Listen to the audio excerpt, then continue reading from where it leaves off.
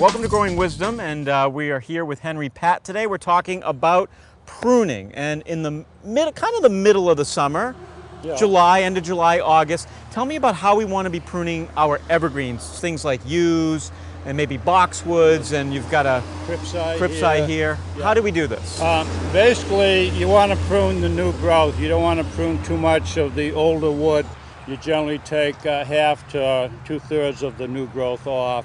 And by doing that, you're going to fill your plant in more. It's going to make for a nice bushy plant. Plus, you're going to cut down on it becoming too large for the area over the years. You want to have it so the sunlight gets at all the foliage. If I never pruned this foliage on the top would eventually be overshadowing the bottom growth.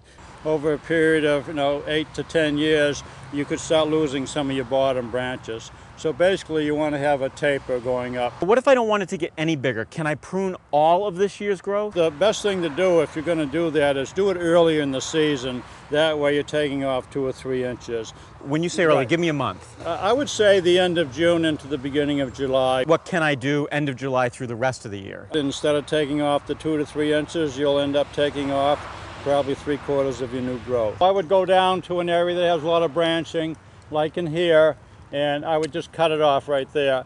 And as you notice here, you don't hardly see it because of the other branches around it. The food that would be going into this now is going into what you have left, so your branchings that you haven't cut are going to take more food in. Great. So basically pruning is moving food from one area to another area of the tree. All right, so today we've talked about how to prune evergreens, and we're talking specifically about the needled evergreens. Remember, if you want to prune off all the growth, you've got to do that just as the new growth's coming out. So that would be later in May into mid-June.